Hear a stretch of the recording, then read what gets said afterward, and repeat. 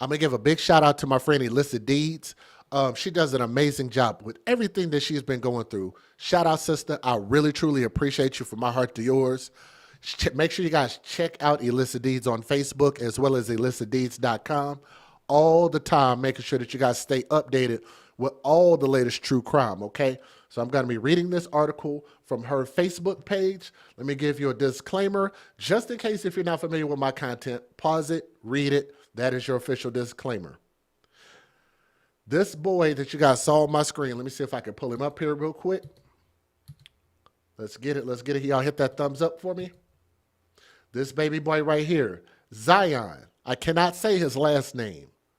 Zion, Putesoy. I'm going to mess that up.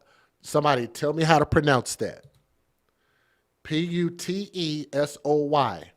I don't know how to say it, but that baby boy was found dead in a hotel freezer. You'd have to wonder, why a hotel? Why is he dead?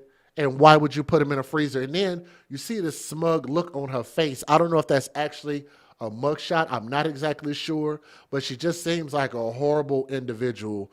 Like, she just looks like if you were in person with her, she would just stink up the whole room. She just looks like she smells bad, okay? Just my opinion. She has been indicted, and I'm assuming for murder. So on May 17th of this year, only what, a week ago? Maybe a little over a week ago, authorities discovered a deceased toddler inside a hotel room freezer at the La Quinta Inn. Hashtag, new hashtag, not another hotel story. That's the new hashtag. These damn freaking hotels, La Quinta Inn, and this is in Flagstaff, Arizona, after the child's mother allegedly called 911 and said she killed her kid. Again, makes no sense. Why kill your kid? Why put your kid in a freezer? None of it makes any sense. The victim was identified as a 16-month-old child by the name of Zion, Khoul. I don't know if that's cool or Kohul. I'm going to just say cool. Putesoy. I don't know how to pronounce that. Maybe y'all could type it in the chat and tell me how it's supposed to be said, because I hate when people tell me, Jay, you pronounced that horribly wrong. The mother, 32-year-old Okra, I swear to God, you cannot make this up. This big stinking broad, Okra, Ochra. How do you pronounce that if it's not okra? Okra? It looks like okra. I'm going to call it okra because it's associated with food. And this woman looks like all she does is eat. All she do is eat no matter what. Every time they come up in the building, she puts her hands up and it stay there and it stay there. All she do is eat. She's 32 years 32 years old. Okra Manakaja had been staying at the hotel with her children, and it says children, so that's multiple, for several weeks. And you would have to ask, why does she not have a place to stay if her big, fat, stinking, nasty tail continues to have kids? Shouldn't you have first of all, even before kids, and shout out, I got a friend who's listening out there right now. She knows who she is. Shout out to you. We talked about this recently. There's no way that you should be having kids if you don't have a roof over your own head. This is why I always believed that it was stupid for young people under the age of 30 years old to have kids, because normally a lot of these people have trouble even putting a roof over their own head. So how would it be any easier having kids? It'd be harder. So if it's going to be harder, then why would you do harder? They say work smarter, not harder. So if you're going to work harder, then that means you must be, by proxy, dumber, right? This is quite dumb. Staying in a hotel with your children for several weeks. And that sounds like you didn't have a choice. That sounds like you were broken had to do that. Now, according to court documents cited by local reports, Okra allegedly told investigators she became frustrated on April the 29th of 2026 because Zion would not stop fussing and crying, then threw him into his crib. Investigators said Zion developed a fever later that day, began vomiting, stopped eating, and was not acting like himself. Okra allegedly did not take him to a hospital or call for help because she was afraid of getting in trouble. Said more like orca whale. That's a good one. According to court docket, and yes, I'm fat shaming because I don't like people who kill kids. So kiss my behind if you don't like me fat shaming. Don't kill kids then. According to court documents, the mother later checked on Zion and found that he was not breathing and would not wake up. Investigators said she allegedly placed his body inside a clear box, covered him with a blanket, plastic, and tape, and hid him inside a freezer for weeks to conceal the smell. You just can't make up that level of retardation. You just can't. The mother's two other children, so this is three other individuals, ages 7 and 9, were also found inside the hotel room. Authorities said they were not injured, but guess what they were? They were injured. They were mentally, emotionally, spiritually injured by watching this woman kill their sibling and then have to live in that room, be forced to live in this room with a dead sibling for weeks. Investigators said this mother also allegedly admitted what happened in a note to her sister, writing that she killed and abused Zion. Court officials said she also allegedly made similar statements to another person on Facebook. On May 21st, 2026, a county grand jury indicted the mother on 21 felony counts, including 1 count of first-degree felony murder, 1 count of second-degree murder, 2 counts of child abuse, likely to produce death or serious physical injury, 16 counts of child abuse, not likely to produce death or serious physical injury, and 1 count of abandonment or concealment of a dead body. The indictment supersedes a previously filed criminal complaint and formally moves the case on to the county superior court. The mother is being held at the county jail, and because I can't say the name of the county jail, so I'm not going to even try to, on a $1 million cash-only bond. The charges are allegations, and the mother is presumed innocent unless proven guilty in court, but I can almost guarantee y'all how this is going to go. Her big, fat, stinking butt is going to be guilty. She's going to do forever in prison. I hope she never sees her kids again, and I hope that they surgically remove her ovaries by the time all of this is over, okay? Let me give you guys the fair usage real quick, because we're going to be using these videos under 17 U.S.C. 107. Let's go ahead and get it. We're following a truly disturbing case out here in Flagstaff, where a 31-year-old mother is accused of murdering her 1-year-old son. We just obtained arrest documents on the situation that claims Okra Manakaja abused her son, refused to take him to the hospital, and then on May 1st, she told police her baby died. At that point, she reportedly put her son in her freezer for more than 2 weeks. Then on this past Sunday morning, she called Flagstaff police from a hotel, telling them she killed her son. When officers arrived, they found the child's body, along with the suspect's 2 other young boys who were also in that same room, unharmed. Manakaja is now facing charges related to murder, child abuse, and concealment of a dead body. She was given a $1 million cash-only bond. Good afternoon, and thanks so much for joining us. For 12 News at 4, I'm Tram Mai. I'm Troy Hayden. Terrible scene in Flagstaff. A mother's arrested and charged with the death of her own baby, which was found inside a Flagstaff hotel room. Other children were inside that room at the time. 12 News journalist Chase Golightly joins us live now with new details we are learning this afternoon. Chase. Troy, that mother is now facing charges related to first-degree murder, child abuse, and concealment of a dead body. It was Sunday morning when officers were called out to this La Quinta hotel on the east side of town for reports of a possible dead infant. Now, when officers arrived and entered one of the rooms, they said that they found that 17-month-old baby deceased. At this time, police are not releasing the cause of death. They say they are waiting for the medical examiner's report to be released first.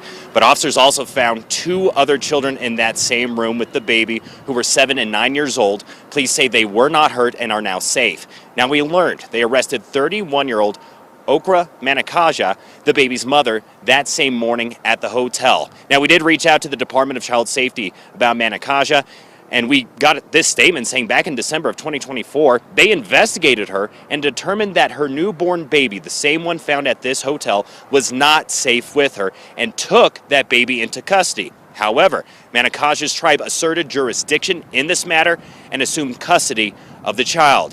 As far as her criminal history, I obtained court documents here in Coconino County that say she was currently on probation after pleading guilty to aggravated assault with a dangerous instrument, criminal damage, and DUI from the case back in 2021.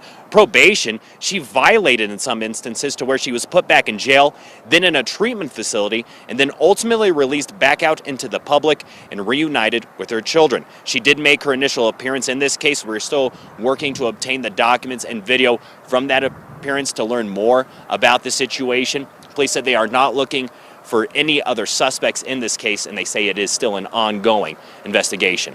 We're live in Flagstaff. Chase Golightly, 12 News. And Chase, if I understand you, she actually had this same child taken away from her, and she got it back how? Just by protesting that decision? How'd she get the baby back? It was from her tribal relations. According to DCS, the spokesperson says is that tribal government came to DCS and basically assumed jurisdiction over this case. Apparently DCS and reservations and tribes have an agreement where they can work on certain cases together. They can work hand in hand, or the tribe can assume jurisdiction on matters just like that. So they said that's what happened, that Manakaja's tribe came in, assumed jurisdiction, assumed custody of the child, and then as far as the step of the child being in the tribe's custody to being back into the mother's custody, that point is unclear. But they said that once that happens, DCS is basically cut off from the case if a tribe decides to take custody of a child. And in this situation, that was the case. That's interesting. I'd never heard that before. Yeah, so sad. Got this poor baby that is now dead. All right, Chase, thank you for the update. Thank you. And I know those news people are sitting there thinking like, that makes no sense. How do you get custody back of a kid? Matter of fact, you shouldn't have custody of kids if you are relegated to living in a hotel. Day to day, week to week, month to month. That's a bad situation. And it's already stressful because it's like you're only there because you have to be there. And if you have to be there, then that means you're doing really bad. I don't know if they're getting like housing vouchers, like homeless vouchers or whatever the case is. Those are the people, in my opinion, and it's not all, that are most prone to stress levels being elevated and potentially doing something to kids. Now, I could be wrong about that. It's just a feeling that I have. It just seems like a very high stress environment. That don't seem like something that is conducive to raising kids. Y'all feel differently? Don't just say, Jay, you wrong. You don't know what you're talking about. You wasn't there. I hate when people do that in the comment section. Do me a favor and tell me specifically why what I said is factually inaccurate. Facts. Bring facts to the table. Then tell me I don't know what I'm talking about. New questions about who was responsible for stepping in to protect a toddler found dead in a Flagstaff hotel. Police say his own mother confessed to killing him and keeping his body in a freezer for 2 weeks. Truly disturbing story here. State caseworkers found the home unsafe and got a court order to remove the little boy after he was born. Then the case got turned over to a tribal child welfare agency. Alexis Dominguez here now to explain that process. Yeah, well, just as you said it, the Department of Child Safety, or DCS, really believed that that boy was unsafe back in 2024. They got the approval from a judge to remove him from the home, but then under federal law, the tribe later took over. All child welfare agencies make terrible, tragic mistakes. Tribal agencies make terrible mistakes. State agencies like DCS make terrible mistakes. Police say 32-year-old Okra Menikaha called officers to this hotel Sunday and admitted her toddler son had died weeks earlier. But DCS had investigated the family back in late 2024 and had determined that same child was unsafe. A judge approved taking him into state custody, but because the family's Native American, the case shifted because of a federal law called Indian Child Welfare Act, or ICWA. This will become an excuse, or very well may in Arizona, to try to undermine that law, even though on balance, that law has been vitally important and has made all children safer. Child welfare expert Richard Wexler says that law protects tribal sovereignty and keeps Native children connected to their culture and families.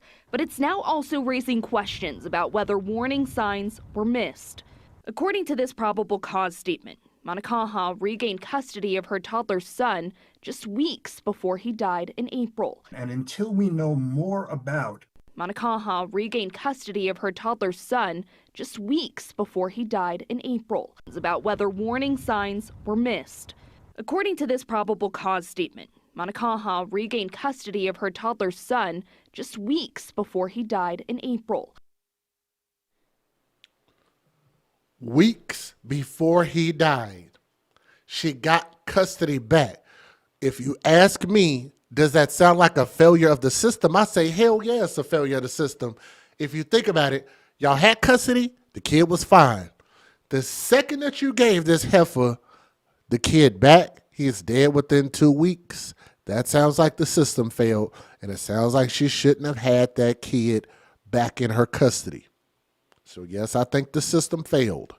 And until we know more about what it was that led to this horror, it's going to be hard to know why that was the case, and hard to know whether or not the tribal agency that ultimately took charge had reason, without benefit of hindsight, to know something like this could happen. Now tonight, there are still major unanswered questions in this case, including what happened after custody was returned to Menikaha in March. We've reached out to DCS and tribal representatives for more information, but because of confidentiality laws involving child welfare cases, details remain extremely limited. Yeah, that's like what, if anything, was done to ensure that that little boy's safety was taken care of after he was released back home 2 months ago. Alexis. Thank you in the chat for asking where's the biological father or fathers. There are 3 kids. That just seems like a high probability for somebody who is financially irresponsible. Maybe they also might be vaginally irresponsible. It's just a guess, but I would think that there might be multiple fathers, especially the huge difference in age of those kids. Where's the dad? She didn't mistreat, or maybe she did mistreat the older ones, but she killed the littlest one.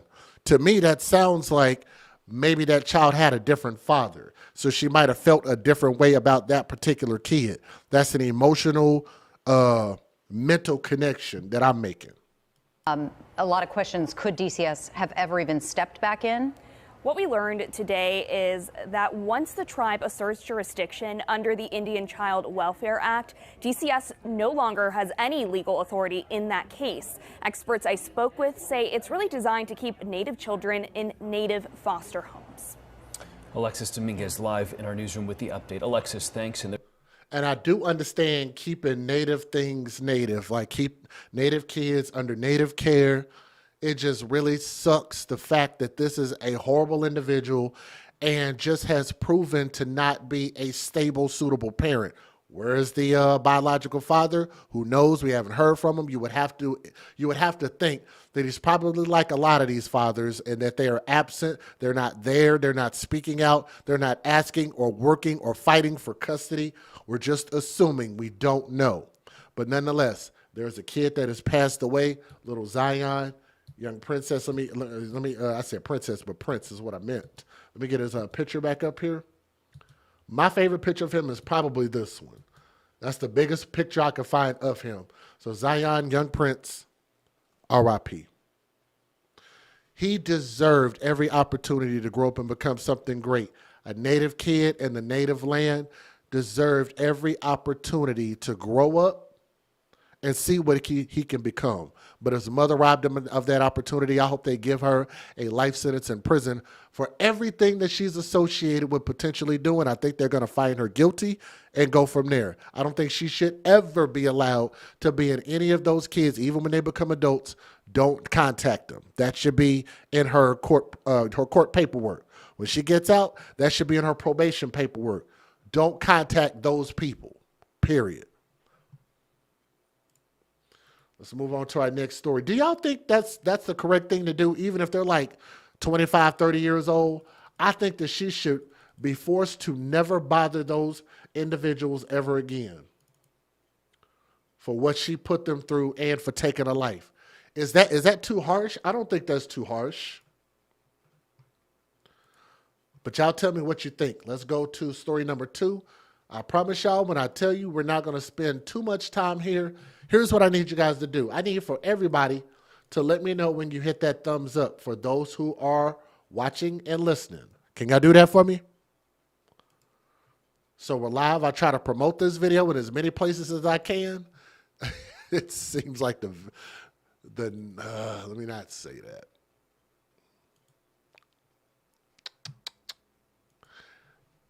Gets a little depressing sometimes when I just see it. I'm just like, yo, I know we should have a little more thumbs up over here. It helps share the video, lets other people know that we are live. Needs to be a closed adoption. Oh, I thought you said closed caption. I'm like, am I not speaking clearly? Okay, but no, I get what you're saying. I think the caseworkers should undergo more intense moral and mental testing before being assigned to cases. Here's the thing. I think they should also be parents themselves. They should have raised kids. They should already have experience. Because you just can't look at these situations and say, yes, give the kid back to this person. It doesn't make any sense. There was no reason to do that. She hadn't proven herself. That's her kid. It's a reason why y'all took the kid in the first place. I'm just saying that should have been your red flag right there. So if you ignore it, that's why we lost the kid. Let's go to, this story is out of New York, I believe.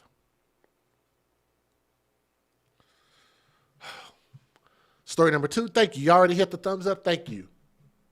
Let me make sure I hit the thumbs up on my own video. I think I already did. We got 72 thumbs up. Before I start story number 2, can we get 100 thumbs up? Because I know we got enough people here to do it. Can everybody listening to me stop what you're doing right now and please hit that thumbs up and let me know when you've done it in the chat. I promise it helps. I know it sounds stupid, and I know there's some people out there that literally say, Jay, I hate when you do that. I get it. But I promise it helps tremendously. Can everybody let me know when you do that? Everybody hit that thumbs up. We're at 80 thumbs up. And I know we have more people here than the 80. Can y'all do that? It's Amy. That is Amy. How do you say your names? Is it Shabari? Is it Shabari or Sabari? I see you in the building. What up? Shout out to Amy. Thank you. Slaying Demons. Thank you. I see you. What up? Sky Full of Stars. Thank you. Little Angels. Thank you. Cynthia. Thank you. Baby Blue Eyes. Thank you. Mary, excuse me. I said Mary. Mary, thank you for your Cash App also. I do appreciate that. So shout out to you. Second person to hit us up in the Cash App. So if you're listening, thank you very much. Nadine, thank you. LaShawn, what up, LaShawn? Thank you, Tricia. I appreciate that. Thank you so much.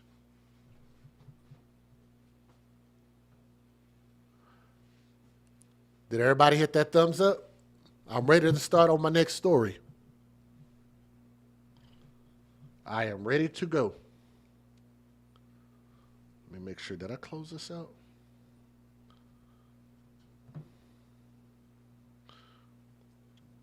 We're at 100 people watching. We're at 86 thumbs up. 87, thank you. I remember when we used to be able to get like 200 thumbs up with no problem.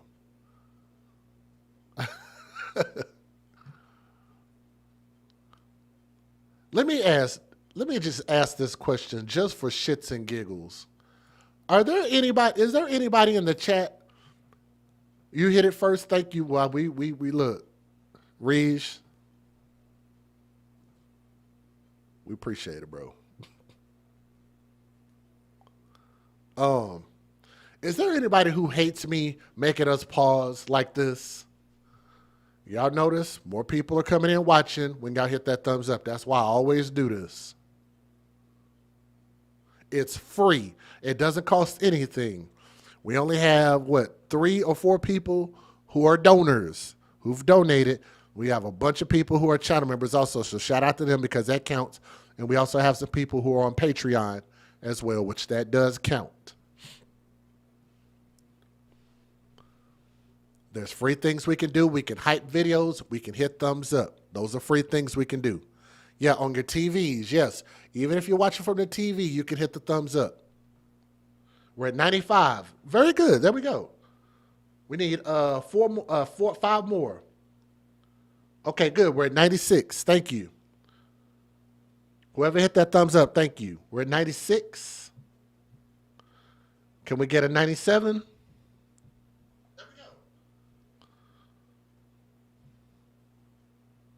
96. We're at 96. Let's get 5 more people to hit that thumbs up. You hyped the video. Thank you. Shout out Michelle Walsh. I see you. Thank you. I got to do what I got to do for the page. That's free, and it helps us a lot. Thank you, and look at that for gifting a channel membership. Look at how awesome that is. Shout out to Michelle Gillespie in the building. Thank you so much, and it went to Slaying Demons. So Slaying Demons, all you got to do is thank Michelle Gillespie, okay? Do me a favor and hit that @ symbol and type in her name. And all you got to do is thank her. Whenever it ends in 30 days, all we ask you to do is just renew it for 1 month if you're able to. Shout out to you. Shout out to you. Thank you, Michelle. Much love. I appreciate that. All right, we're at 101. Yeah, we're there. Let's go ahead and get started. Want to give a shout out to the nypost.com. Before I forget, I wanted to make sure and shout them out because that's where this particular story is coming from.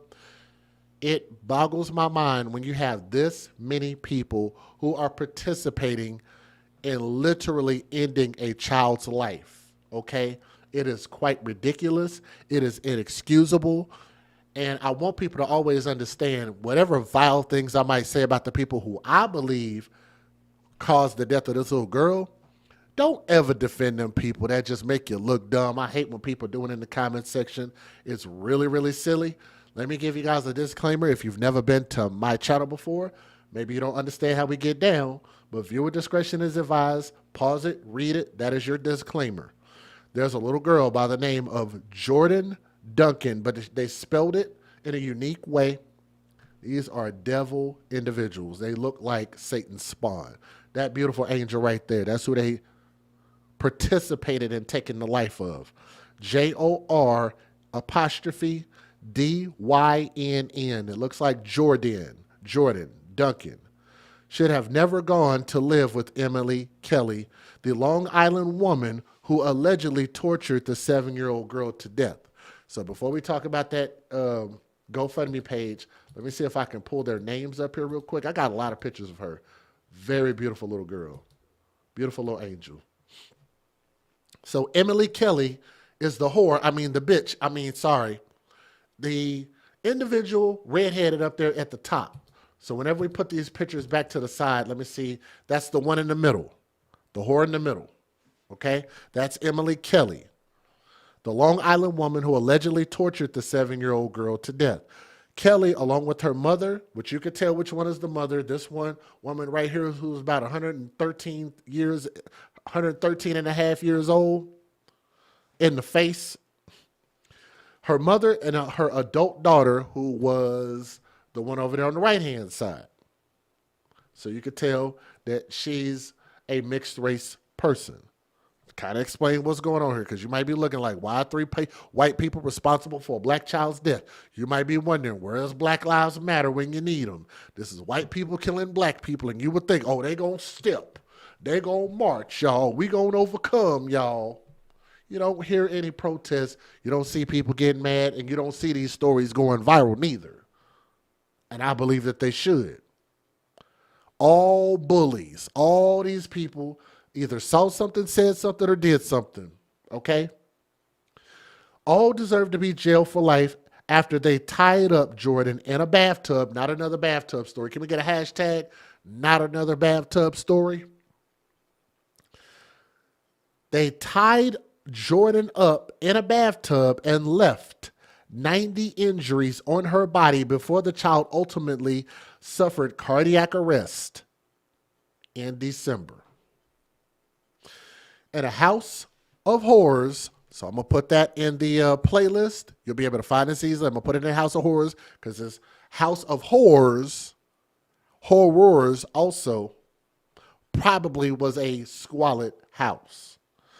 And Suffolk County Child Protective Services placed her here. Of all the foster homes in New York, why did child welfare officials and family court judges think Kelly's was appropriate? Why was her house appropriate? Because even though she was not Jor'Dynn's blood relative, Kelly was deemed to be kin or related under CPS rules. Jor'Dynn's mother lost custody of the child a few years ago. Already a huge red flag.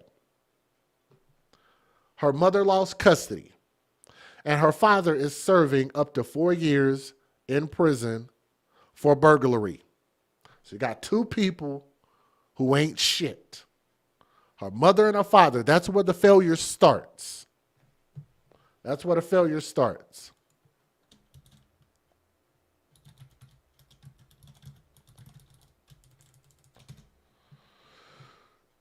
Kelly is the father's fiance, so CPS placed Jor'Dynn in her home in December 2024. So I guess she likes jailbirds. Kelly is the father's fiance.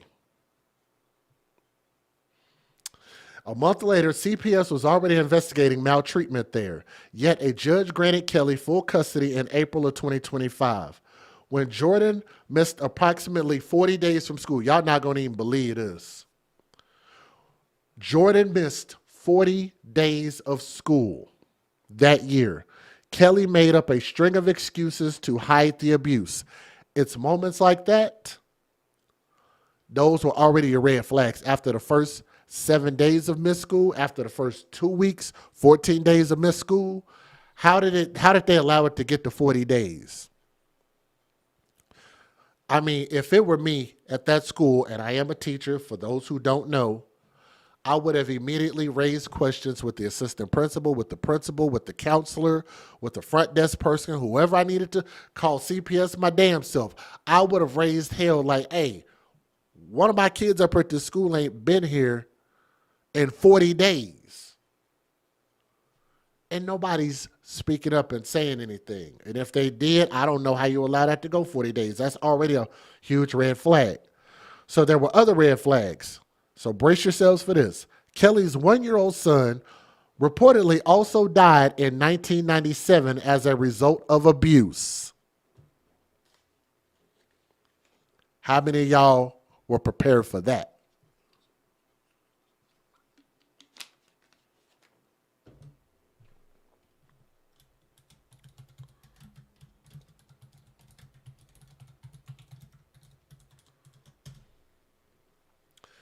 Her 1-year-old son reportedly died in 1997. Yeah, y'all heard that, right? In 1997 as a result of abuse. Now you have another child that was in her custody that is dead. I know you can't maybe charge her for the other case. Double jeopardy or whatever, I don't know. That's not double jeopardy, but whatever. You can't maybe charge her for the other case. But to me, knowing that is an extenuating circumstance, that's a big word right there. Use my big words. Knowing that that circumstance is there, I would double whatever time you were going to give her in prison. If you were going to give her 40 years in prison, give her a life sentence. Give her 80 years with no possibility of parole. Double the sentence, because that is just not coincidental at all. Her boyfriend was sentenced to 23 years in prison for the killing. So that's 2 dead kids on her hands. And she had a baby daughter who died. Oh. I didn't even read this part of the article. She had a baby daughter who died in 1994 under cloudy circumstances. What do they say, guys? When there's smoke, there's what? When there's smoke, there's a forest fire.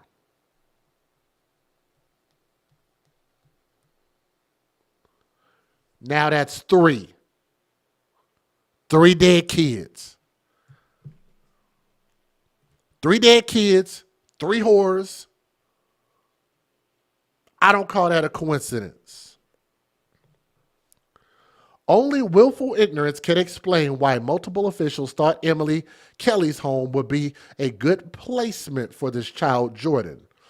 Why didn't they protect this child? One reason is that child welfare agencies' first priority is placing children with kin, K-I-N, a preference that, that activists, academics, and the state and federal officials of both parties have all reinforced. Intuitively, of course, it makes sense to place the child with an aunt or a grandparent if the parents can't take care of them. So this is basically the dad's girlfriend. Can we get a hashtag dad's girlfriend in the chat, please? Addiction, mental illness, domestic violence, and child maltreatment are commonly intergenerational problems. I almost messed that word up. So the left's desire is to keep the kids with people who share their skin color, combined with the right's interest in saving money and limiting government reach, have created the perfect storm. Why are they giving all of this information? Damn.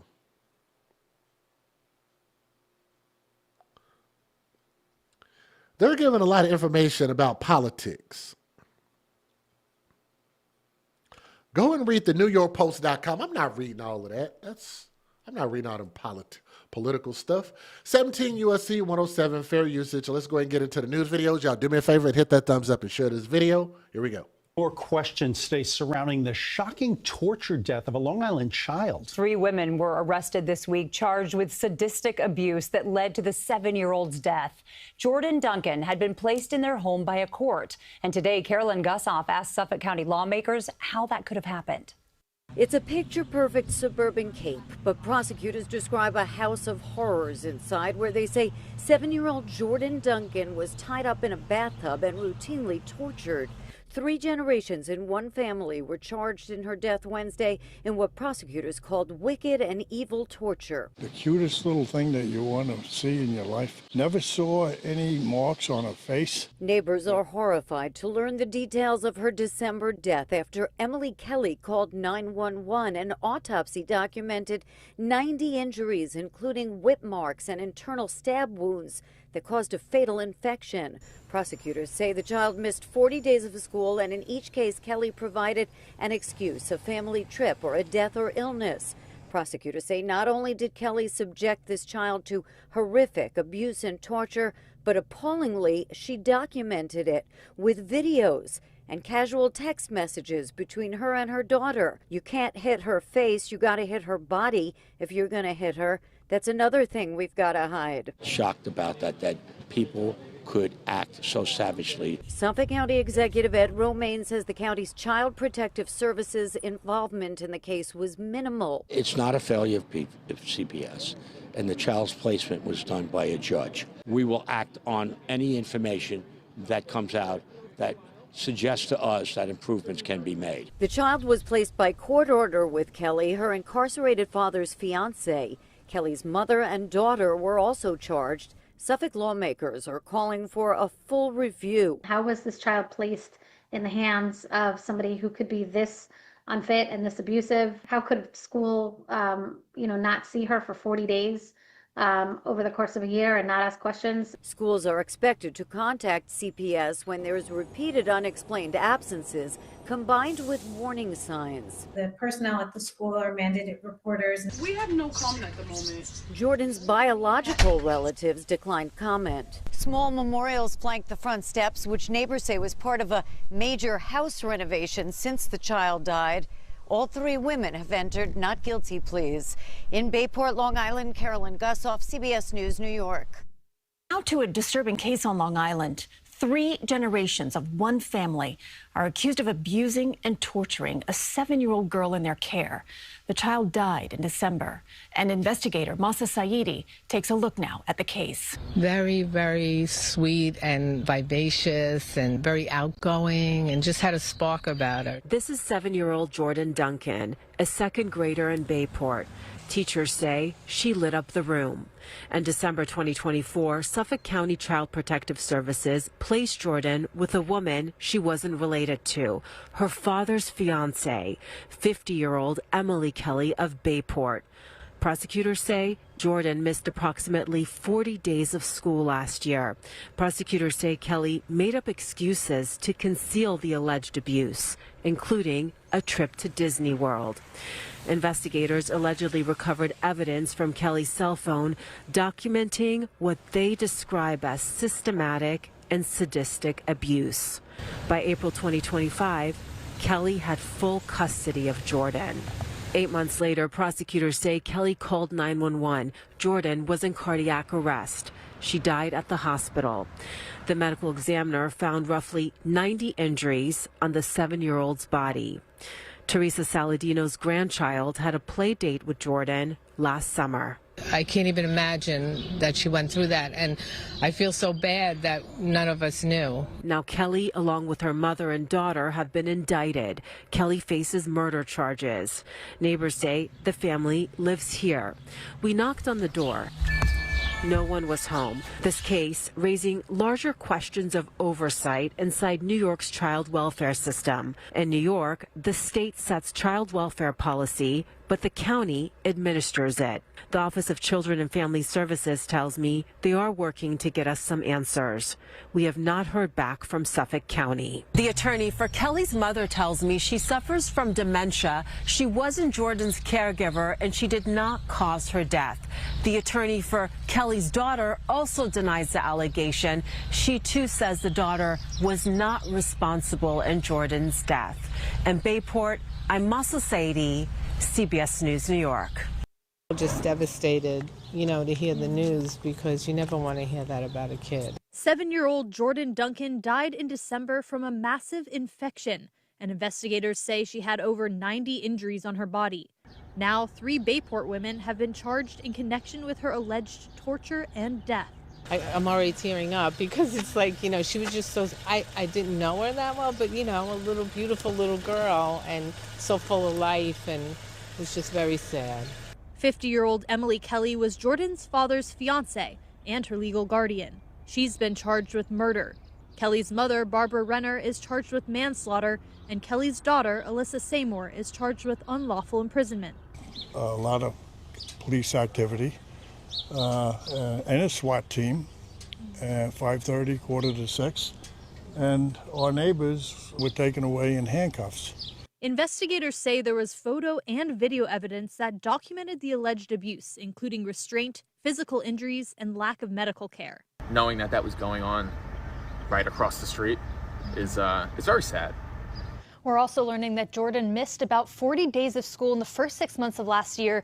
News 12 asked Child Protective Services about that, and they said they can't comment. The 3 women pled not guilty and are due back in court next month. Jenna Ray Gartner, News 12.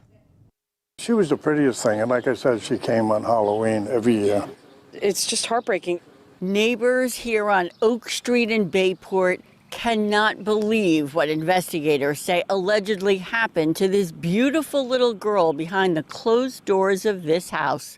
Prosecutors say these women, 3 generations from the same family, are now facing charges in connection with the torture and death of 7-year-old Jor'Dynn Duncan, who had been living with her father's fiancée, Emily Kelly, on the left when she died last year. In court, prosecutors said the little girl had more than 90 wounds on her body. Suffolk DA Ray Tierney telling Newsday, she was an extraordinary child. She certainly deserved better. A lot of the evidence in this case comes from text messages that were sent, from videos that were found when prosecutors, investigators obtained a search warrant to look at the phones of the defendants. It's sadistic. It's horrible.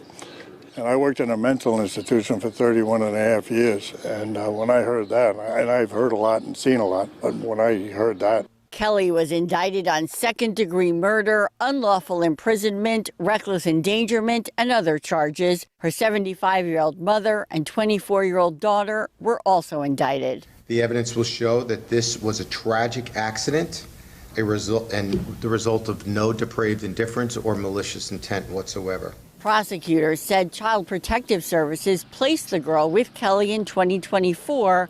When asked about the case and the CPS's involvement, a Suffolk County spokesman said no comment. Neighbors here on the block tell us they had no idea what was allegedly going on inside the little girl's home, and they are devastated about it. If there was anything we could have done, we were absolutely. In Bayport, I'm Shari Einhorn, Newsday TV.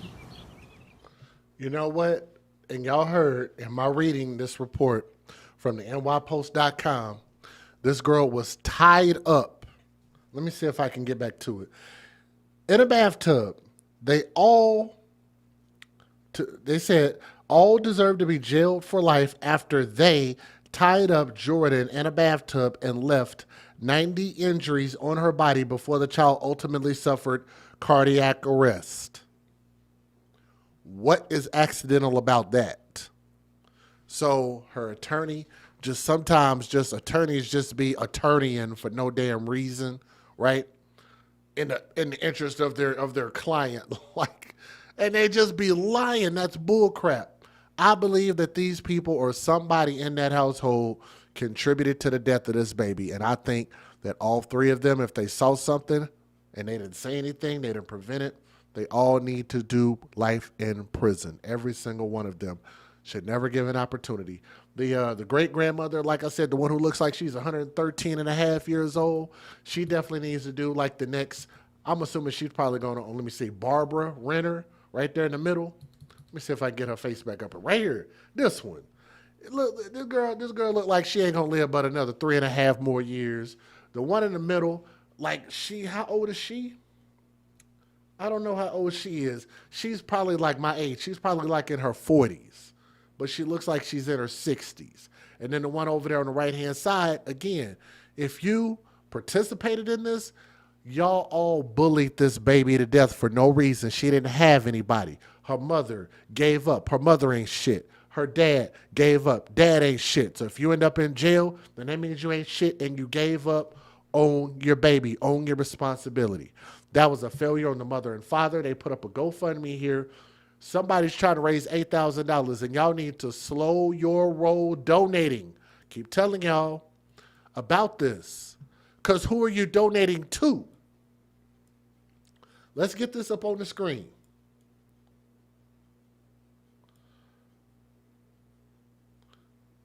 Jor'Dynn was deeply loved and will forever be cherished by her mother, Portia Duncan, her father, Derek Dixon, so you guys can look that up, her grandmother, Melinda Duncan, and all of the family and friends whose lives she touched. So what is the $8,000 GoFundMe going towards? To provide a funeral? Usually that's something the state will provide, especially when you have a criminal case and a negligent death. From what I understand, I think each state has the ability. They have a fund to give these babies a home going. So what are they raising $8,000 for is beyond me. They wouldn't raise $8,000 to take care of her while she was alive. So why raise that money while she's dead?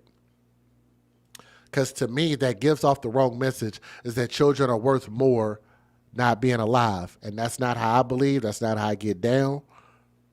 I just think we need to reverse that process And again, slow down on some of these GoFundMes, man. Do some research, find out what's going on, and find out where they're trying to send this money to. What is it for? Because I don't think it's actually going to be going to a just cause, in my opinion. But thank you guys so much for listening to Jor'Dynn's story. Jor'Dynn, young princess, R.I.P. So maybe this is something I might need to start getting into now that I've raised both of my kids. They are now adults now, about to go out into the world. And maybe I need to look into helping and not create more kids, but maybe foster kids that already need some help out here, okay? So maybe that's something we all can think about. Something to think about. Thank you.